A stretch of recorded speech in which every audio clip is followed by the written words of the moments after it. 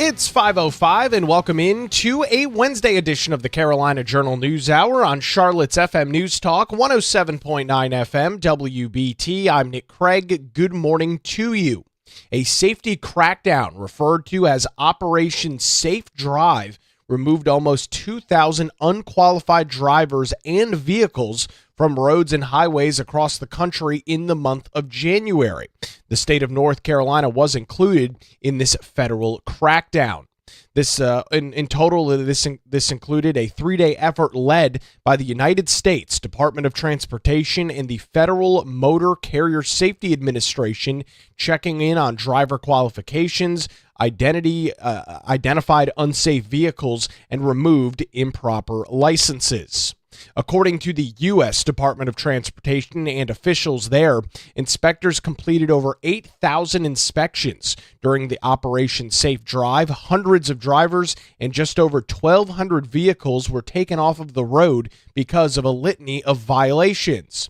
Additionally, dozens of arrests were made across the country as the operation took place January the 13th, 14th, and 15th across 26 states and the District of Columbia. The DOT targeted main truck routes and used data and statistics to really target those which had higher car accident risks and numbers. North Carolina was one of the states involved in the operations. However, state numbers regarding arrests and removal of licenses have not yet been released or published by the Federal Department of Transportation. The North Carolina Department of Transportation has not publicly issued a statement on Operation State Drive, so not immediately clear what exactly those numbers look like here in North Carolina. However, one thing we do know for sure is that this operation did occur and is occurring when North Carolina is already facing some concerns and questions on how commercial driver's licenses were issued illegally. A federal audit in the last couple of weeks found that about 54% of certain non-domiciled commercial driver's licenses, CDLs, which are what you need to drive big rigs and 18-wheelers, did not meet federal requirements. This is according to a preliminary determination of non-compliance letter sent to Democrat Governor Josh Stein, with federal officials warning North Carolina has to fix the issues or risk losing upwards of $50 million in funding, with Department of Transportation Secretary Sean Duffy calling the reports and findings here in North Carolina, quote, dangerous. Licensing standards and safety are strictly regulated due to commercial trucks weighing upwards of 80,000 pounds when fully loaded. Small mistakes in issuing commercial driver's licenses can raise concerns about truckers' qualifications as well as public safety on highways and roads. Some members of North Carolina's congressional delegation have continually been raising alarms about licensing issues and have continued to call for stronger oversight in accordance with federal law. United States Representative Pat Harrigan, he is the Republican out of North Carolina's 10th congressional district, said that the results of the operation highlight why stricter enforcement is needed. He recently told the Carolina Journal, when inspectors pull nearly 2,000 unqualified drivers and unsafe vehicles off the roads in 3 days, they found nearly 500 drivers who couldn't pass a basic English proficiency test, over 700 drivers with serious safety violations, and more than 1,200 unsafe vehicles that had no business being on the highway. Here's a crazy stat from Pat Harrigan. 56 of the arrests included DUIs and illegal presences in the United States. Big rigs, 80,000 pounds worth of cargo when fully loaded, and individuals driving while under the influence. The congressman added, I think about my wife driving our girls to school and the fact that she's sharing the road with drivers who can't read warning signs, trucks that are mechanically unsafe, and people who are intoxicated or here illegally behind the wheels of an 80,000-pound vehicle.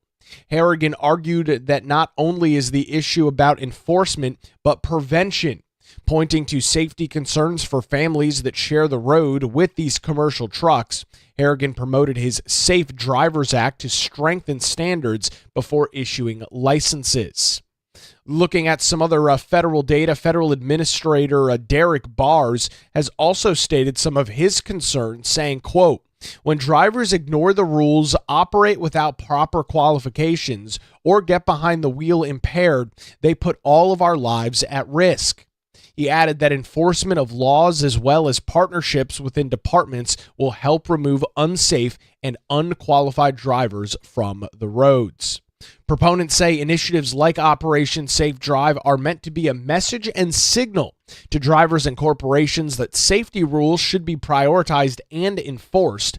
Increasing inspections and traffic stops can help identify problems before they lead to crashes, according to those officials, as well as encouraging truckers and corporations to comply with all federal and state mandates. Officials say efforts like these are meant to protect both drivers and the American people. Again, it is not still certain how many of the drivers or vehicles were removed here in North Carolina, but by this operation, as state departments and agencies have not yet released any of those totals.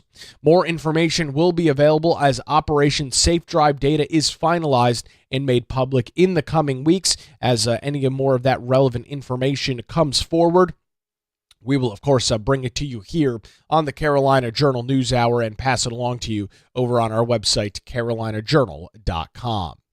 In some other statewide news this morning, K-12 mathematics standards in North Carolina are slated to get a major overhaul under a proposal presented to the Joint Legislative Education Oversight Committee in Raleigh this week. The revised standards are designed to better align student learning with workforce needs, according to state officials. Dr. Christy Day, who is the director of the Office of Teaching and Learning at the North Carolina Department of Public Instruction, or DPI, told lawmakers, quote, "Academic standards matter only when they translate into high-quality classroom experiences and meaningful learning experiences for students."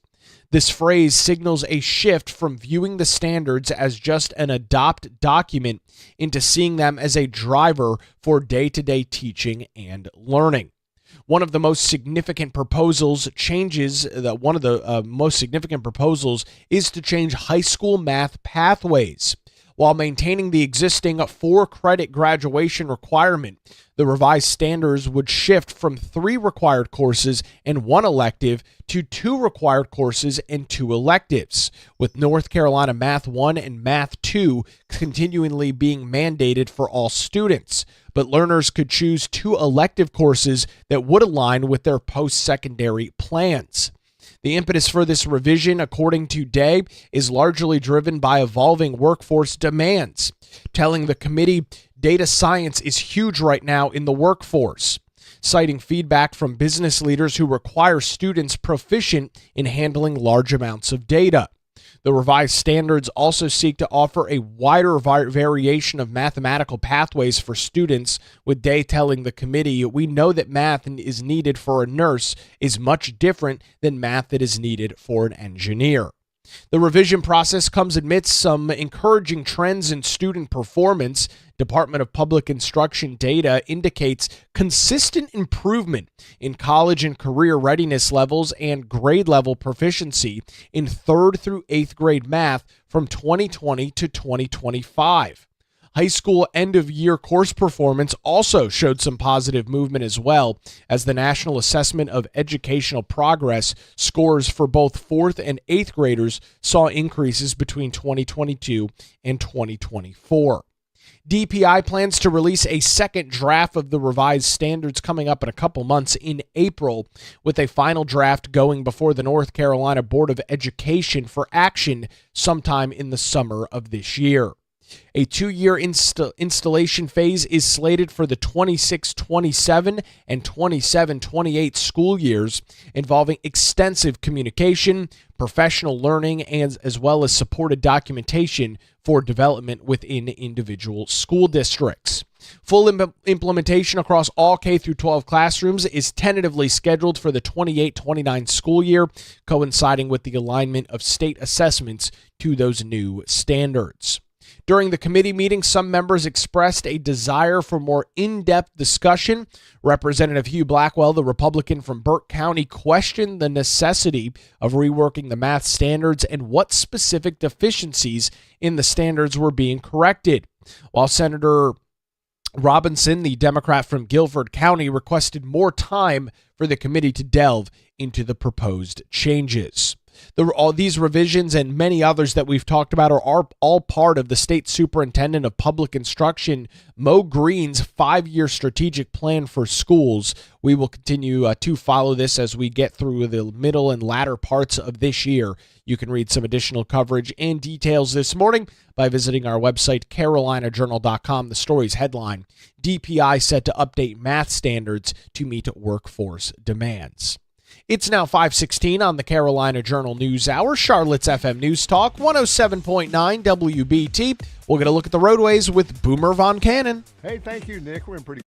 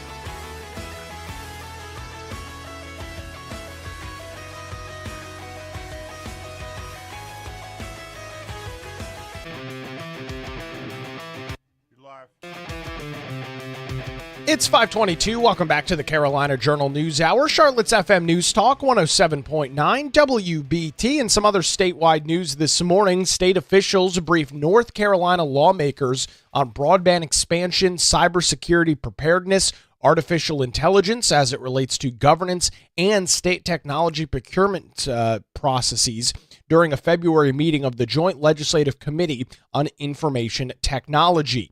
This non-standing committee convened under authority granted in state law and session statutes, and it met to review work underway at the North Carolina Department of Information Technology, as well as some of the other related agencies. The panel was co-chaired by Representative Matthew Winslow, the Republican from Franklin, alongside Senator Ralph Heiss, the Republican from Mitchell, and Representative Jake Johnson, the Republican from Polk County. State Chief Information Officer and NCDIT Secretary Tina Pacino told lawmakers that the agency's mission centers on providing, quote, secure, reliable, and modern technology, supporting residents, businesses, and government services statewide. She said that the department's work spans connectivity, cybersecurity, artificial intelligence, procurement, and infrastructure, telling the committee technology underpins everything we do, noting its influence on things like healthcare access, business competitiveness, emergency response operations, all with a foundationary role in daily life.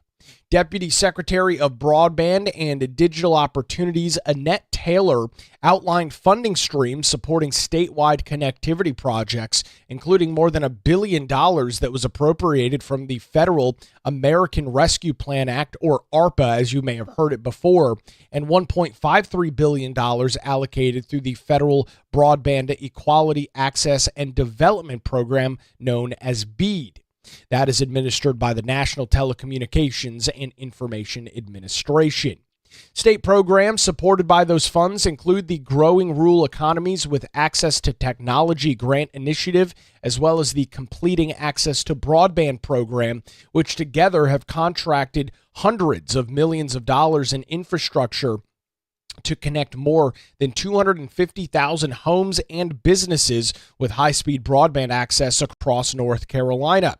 Additional efforts such as stopgap, last-mile projects, pole replacement initiatives, and others aim to address gaps and storm-related damage, with multiple applications under review and contracting remaining underway. Officials said that projects funded through the ARPA program, which again comes from the federal government, are scheduled for construction and expedited completion by the end of 2026, when many of those federal dollars have to be completely expensed. Committee members also heard updates on AI policy and workforce training initiatives, including the creation of the AI Leadership Council. That group is set to be tasked with setting statewide visions and goals ahead of a report that is due June 30th of this year. The council includes government, business, and academic representatives working through subcommittees focused on workforce development, innovation, governance, and technical infrastructure. State officials highlighted their ambitions to build what they described as an AI-fluent workforce, targeting tens of thousands of generative AI certifications and role-specific training across agencies, along with broader literacy and change management efforts. They also outlined government frameworks emphasizing transparency, accountability, and explainability in algorithmic systems. This is all coupled with oversight committees spanning multiple departments. With that, an AI accelerator initiative has drawn project proposals from dozens of agencies, with some already active and saving staff time through automation and digital services. Officials framed the efforts as part of a mission to deliver fast public services while maintaining security, as well as providing ethical guardrails. Discussion of regulation sandbox initiatives also touched on legislative limitations when emerging technologies lack existing regulatory framework, which we have heard a lot about as it relates to AI in the last couple of years. Presenters said that waivers currently required by statute may constrain some of the experimentation when no applicable rules exist, prompting consideration of potential changes that balance consumer protections with the ability to still innovate. Legislators also asked whether agency legislation recommendations were forthcoming, with various presenters indicating that draft proposals were in development for the short session. So I would say in all likelihood we will probably see some sort of technology-related legislation in this short session, probably with a pretty heavy emphasis on AI. One of the concerns with the technology, of course, is cybersecurity, with the state officials warning lawmakers about the shifting threat landscape fueled by geopolitical actors, ransomware, and vulnerabilities tied to expanding cloud and data systems. North Carolina's military installments, research hubs, ports, and energy infrastructure create potential targets for things like espionage and disruptions. Consequences of major breaches could include things like service outages and reduced public trust in digital systems. When you boil all of that down, it could majorly affect economic growth and government operations here in North Carolina. Mitigation steps include vulnerability management, identity control, as well as collaborative response planning, as well as initiatives such as statewide web application firewall deployment and expanded cybersecurity training and internships. Strategic planning has also produced incident response exercises with government boards and the adoption of security benchmarking tools, which are all intended to strengthen the resiliency and oversight within digital systems here in North Carolina. North Carolina DIT, Department of Information Technology officials also detailed ongoing reforms to modernize information technology procurement processes. The updates include earlier legal review, integrated sourcing workflows, standardized templates, and automated contract routing, with changes designed to reduce duplication as well as improve compliance and visibility. Some data that was presented to lawmakers showed shortened procurement timelines across multiple categories between 2024 and 2025, with requests for proposals reduced by roughly 4 months on average, a significant amount of time when you look at those RFPs and RFQs. Officials acknowledged continuing delays tied to agencies and vendor factors, but said that efforts to improve communication, enhance some level of the contract language, and collaborate earlier in project planning were producing some measurable efficiency gains across state government. The procurement strategy aims to balance agency flexibility with statewide safeguards to protect infrastructure, data, and taxpayer funds, all while promoting transparency and collaboration. Lawmakers closed the session after hearing updates across various technological domains that officials said increasingly affect nearly all aspects of government and economic activity. The committee's co-chairs said that they will continue to monitor some of the innovation that is taking place as agencies refine protocols and implementation plans ahead of the upcoming legislative short session. So just like we saw with some other things, this is likely to be maybe another hot topic of discussion in the short session. We'll keep an eye on that as lawmakers are expected to be back in Raleigh in the next couple of months. It's now 5:30 on the Carolina Journal News Hour, Charlotte's FM News Talk 107.9 WBT. Another look at the roadways on your Wednesday morning commute with Boomer Von Cannon. Hey, thank you, Nick. Good.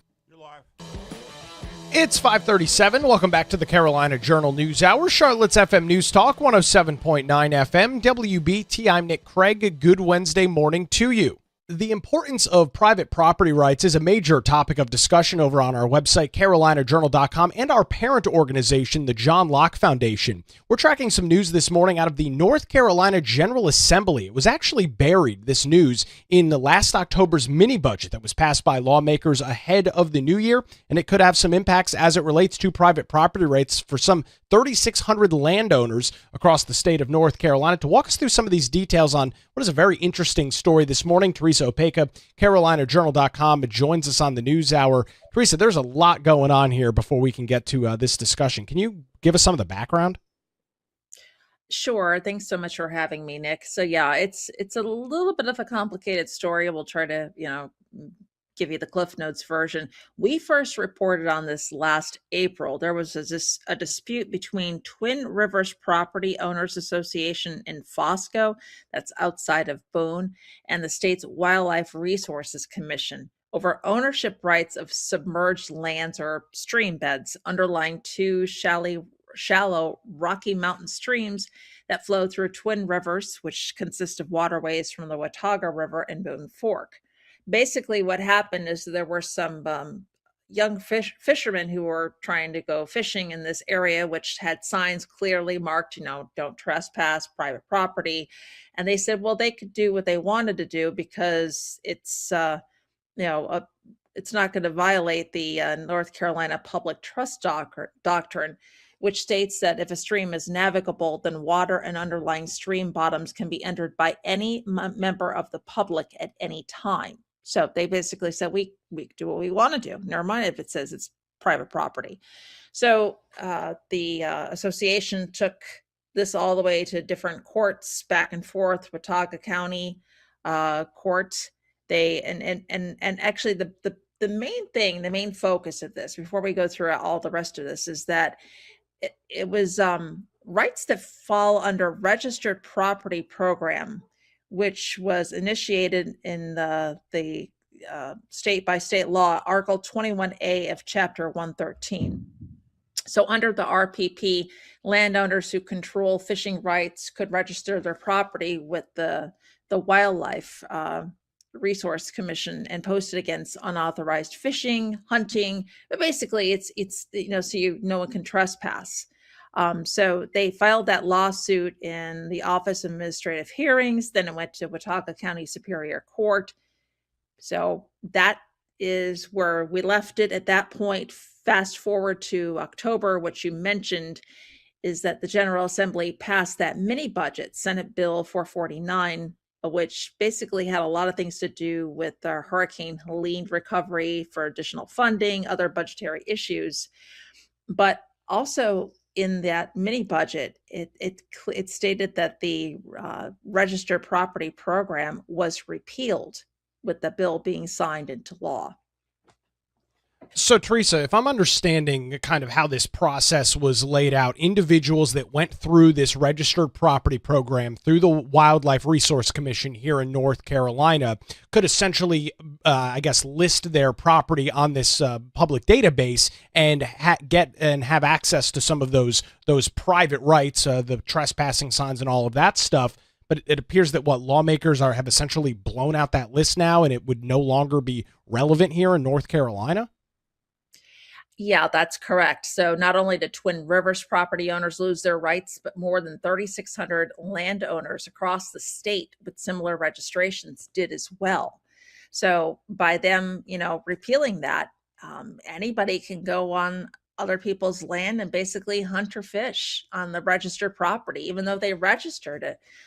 They repealed it with that. So, the commission, the WRC, went back to the original court and moved to dismiss the contested case because, hey, the statute's been repealed. Sure. What's the point? And they actually agreed, and they dismissed the case in December.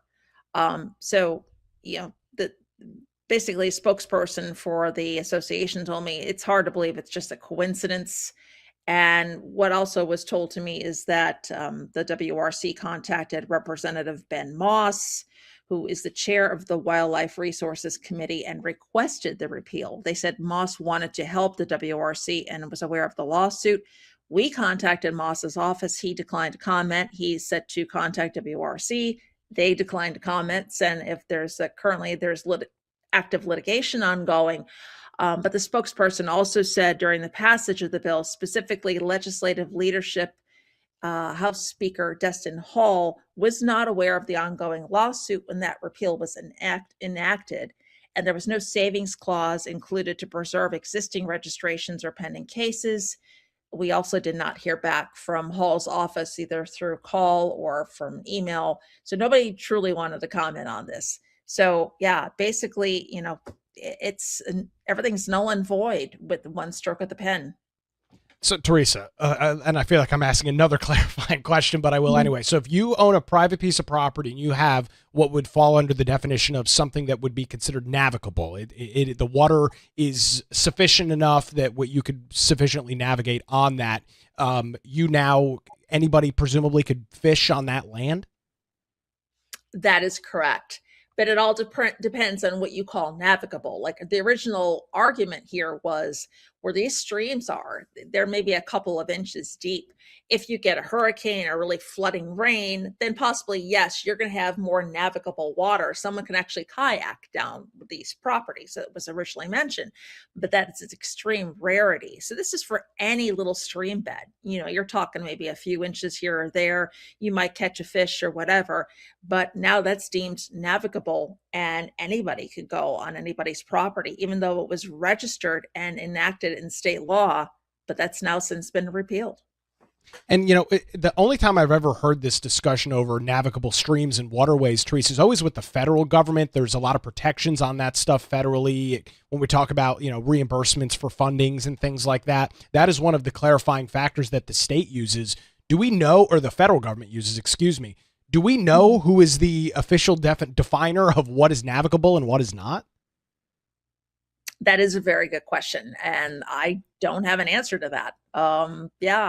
You would think that the state legislature at one point set up the definition, right, in the Constitution, how it's written. We have some screenshots on this program and what the laws were, but as far as who defines what's navigable, I'm not quite sure about that. That is a very good question. Well, we know lawmakers are set to be back in a couple of months in Raleigh, so we've got this article over on our website, carolinajournal.com, and as you noted, Teresa, it's a very kind of unique case. There was only 3,600 people registered with this. I say only, but for all the private property across North Carolina, I guess if there's enough pushback and backlash to this, I guess maybe we'll see lawmakers act in this short session and maybe change some of the state laws again if there's enough blowback. Yeah, I would imagine so. I mean, it like you say, it's 3,600. I mean, it's not like 50,000, but it's still a substantial amount of people that have been affected by this. So we'll have to see, what's going to go on as far as this association. Right now, they've kind of made peace with that not going any further. They're looking into other options that they might have, forming other alliances that can pool resources together. But it will be interesting to see what happens in the short session with the General Assembly. We will keep a very close eye on it. We appreciate the information this morning. Teresa Opeka joins us on the Carolina Journal News Hour. Where it's now 5:46 on Charlotte's FM News Talk, 107.9 FM, WBT. We'll head back to the traffic center. Another look at your early morning commute with Boomer Von Cannon. Hey, thank you, Nick. We have some road work underway.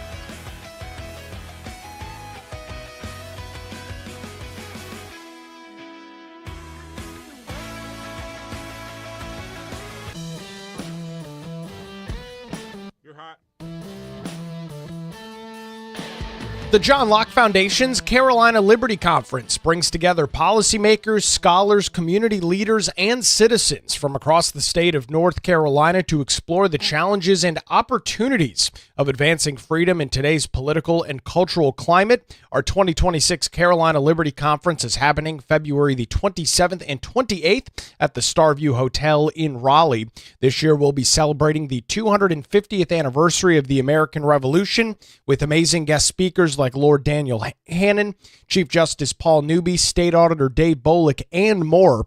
Get your tickets today for the 2026 Carolina Liberty Conference at johnlocke.org. That's JOHNLOCKE.org, February the 27th and 28th in Raleigh. It's now 5:53. Welcome back to the Carolina Journal News Hour, Charlotte's FM News Talk, 107.9 FM, WBT. In some other statewide news this morning, Western North Carolina's long road to recovery following Hurricane Helene is getting a significant financial and operational boost due to a new partnership between federal and state agencies. The United States Department of Agriculture's Forest Service, as well as the North Carolina Wildlife Resources Commission, have finalized a $290 million called Good Neighbor Agreement. It is aimed at accelerating restoration efforts in two national forests in North Carolina. Officials say that this agreement marks the largest of its kind in Forest Service history, with the deal enabling the state-level Wildlife Commission to take a leading role in comprehensive recovery projects over the next decade. All of that in hopes of bypassing some of the bureaucratic hurdles that can slow federal land management. According to the Forest Service Chief, Tom Schultz, he said in a statement, helping communities recover from Helene has been a top priority of the Forest Service since the storm tore through the Southeast more than a year ago. North Carolina's national forests are an economic powerhouse, bringing billions of dollars into local economies through world-class outdoor recreation. Restoring access means restoring both livelihoods and family moments that make these forests so meaningful. Hurricane Helene left in its wake nearly $60 billion worth of damages, including tens of thousands of acres of blown-down timber and severely damaged wildlife habitats. Beyond the immediate destruction, the debris field created an unprecedented fuel load for potential wildfires, a risk that this agreement specifically targets. And I'll note, we are coming up pretty soon to our first of two wildfire seasons of the year in North Carolina. Under the terms of the deal, the North Carolina Wildlife Resource Commission will tackle storm debris removal, road and recreation area repairs, invasive species management, and watershed restoration. The Good Neighbor Authority, which was first approved by Congress all the way back in 2001, was recently expanded back in 2018, part of the Farm Bill, and it allows the Forest Service to partner with non-federal entities to manage forest lands. Officials say that this specific agreement leverages state-based expertise to reduce overall costs and create jobs in impacted communities. Kyle Briggs, who is the executive director of the Wildlife Resource Commission, emphasized the ecological stake of this recovery, saying the impacts from Helene were sudden and created immense devastation across western North Carolina, including severe impacts to aquatic and terrestrial wildlife and their habitats. Restoring these species and habitats is essential to maintaining a functional ecosystem, reducing wildfire risks, and providing quality recreational opportunities for outdoor enthusiasts that Western North Carolina is known for attracting. The partnership builds on decades of cooperation between the two agencies, and with that, while both of the national parks here in North Carolina have reopened to the public since the storm and have been reopened now for quite some time, officials note that there is still substantial work that remains to fully repair the region's trail networks, watersheds, and back roads. When we talk about some of the impacts and devastations left behind from Hurricane Helene, obviously we think of the private property damage, encourage the towns and the businesses. And with this, the National Forest Service and the North Carolina Wildlife Resources Commission have penned this new $290 million deal that will allow state officials to really take the lead and take the charge, and hopefully indicate that this work gets done sooner rather than later. That's going to do it for a Wednesday edition of the Carolina Journal News Hour. WBT News is next, followed by Good Morning BT. Early voting starts tomorrow. We'll bring you all the details coming up tomorrow morning right here, 5 to 6 on the Carolina Journal News Hour.